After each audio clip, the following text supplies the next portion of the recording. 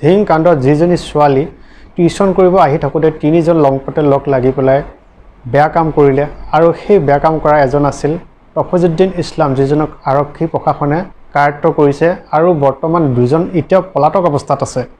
তাৰে যিজন নেকি তফজুদ্দিন ইছলাম পুলিচ কাষ্টাডিৰ পৰা পলায়ন কৰিবৰ কাৰণে চেষ্টা কৰোঁতে তেওঁ এটা পুখুৰীত জাপ মাৰে আৰু পুখুৰীত জাপ মাৰোঁতে তেখেতৰ কাৰণত নিয়ৰিৰ চাগে এইটোৱে এটা লিখন আছিল, তেওঁ মৃত্যুবৰণ কৰে।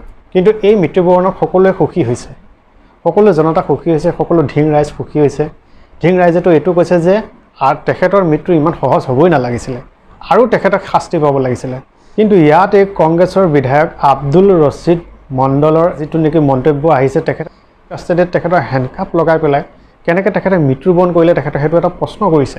এই প্ৰশ্নটো তেখেতে এইটো কাৰণে কৈছে যে এই কাণ্ডটোক লৈ পেলাই যিটো নেকি তফজুদ্দিন ইছলামৰ মৃত্যু হ'ল, এই মৃত্যুক লৈ পেলাই আব্দুল ৰছিদ মণ্ডলৰ ইমান দুখ কিয় লাগিছে, তেওঁ দুখ প্ৰকাশৰ কাৰণে ইমান তেখেতৰ কিহৰ কাৰণে দুখ লাগিছে ধৰিব পৰা নাই। কৈছে যে বিজেপি চৰকাৰে কোনোপধ্যেই কোনো কাৰণতে মিয়াক উজনিটো বাদে অসমৰ পৰাই বহিষ্কাৰ কৰিব নোৱাৰে, তেওঁটো চেলেঞ্জ দিছে। আৰু এই চেলেঞ্জৰ ওপৰতে ভিত্তি কৰি শৃংখল চলিহাই এটা পোষ্ট লিখিছে যে চেলেঞ্জ একচেপ্টেড, বিহু দেখুৱাই আছোঁ। আচলতে 30টা দল সংগঠন মিলি পেলাই যিটো নেকি ধিঙৰ কাণ্ড হ'ল, সেই কাণ্ডটোক লৈ পেলাই এটা সকিয়নি প্ৰদান কৰিছে যে যিবিলাক নেকি ইটা ভাটাত কাম কৰা মানুহ, বিশেষকৈ সেই ইটা ভাটাত কাম কৰা মানুহবিলাকক কৈছে যে এতিয়া ইটা ভাটাৰ কোনো ধৰণৰ কাম নাই, যেতিয়া তেখেতসকলে এসপ্তাহ সময় দিছে, কিছুমান ঠাইত 24 ঘণ্টা সময় দিছে, মুঠত এসপ্তাহৰ ভিতৰত নিজাববীয়াকৈ যাবৰ কাৰণে কোৱা হৈছে। ইয়াতে এটা কথা হৈছে কি, ইয়াতে আমছুৱে এটা সকিয়নি প্ৰদান কৰিছে। এইটো এটা বহুত দুখ লগা বিষয় যে আমছুৱে কিহৰ কাৰণে সকিয়নি প্ৰদান কৰিলে। আমছুৱে এটা কৈছে যে কেনেবাকৈ যদি কোনো এজন মিয়াৰ গাত হাত দিয়ে তেনেহ'লে কথা বেয়া হ'ব বুলি পেলাই সকিয়নি প্ৰদান কৰিছে। এই সকিয়নিটো অত্যন্ত জাঙুৰ খাই আহিব পাৰে এটা সম্প্ৰদায়ৰ লোক, সেয়েহে এই সকিয়নিটো কৰিব নালাগিছিলে। শৃংখল চলিহাই এইটো কথা কোৱা নাই যে, বা 30টা সংগঠনে এইটো কথা কোৱা নাই যে সমগ্ৰ মিয়াবিলাকে যাব লাগে। এইটো কথা কৈছে যে যিবিলাক মিয়া মানুহ ইয়াত কাম কৰি আছে, এতিয়া বৰ্তমান কোনো কাম নাই, তেখেতসকল নিজৰ ঘৰত যাব লাগে, কাৰণ সিহঁতৰ ঘৰ আছে বেলেগত।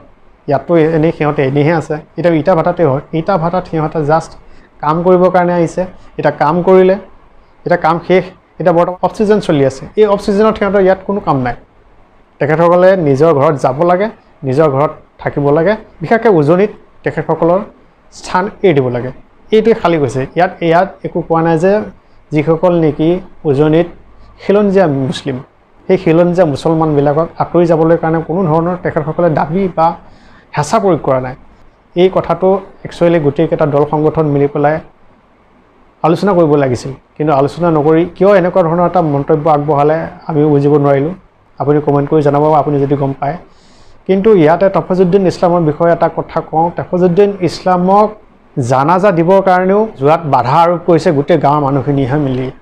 গোটেই গাঁৱৰ মানুহখিনিহঁতে মিলি পেলাই তফজুদ্দিন ইছলামৰ জানাজাত যাবৰ কাৰণে, কবৰ দিবলৈ কাৰণে সম্পূৰ্ণৰূপে আৰু সামাজিকভাৱে তফজুদ্দিন ইছলামৰ ঘৰখনক এঘৰীয়া কৰি দিছে। হৈ পেলাই ঘৰত যাব নোৱাৰে, তাৰ বাবে এটা হকা বান্ধা কৰি ৰাখিছে।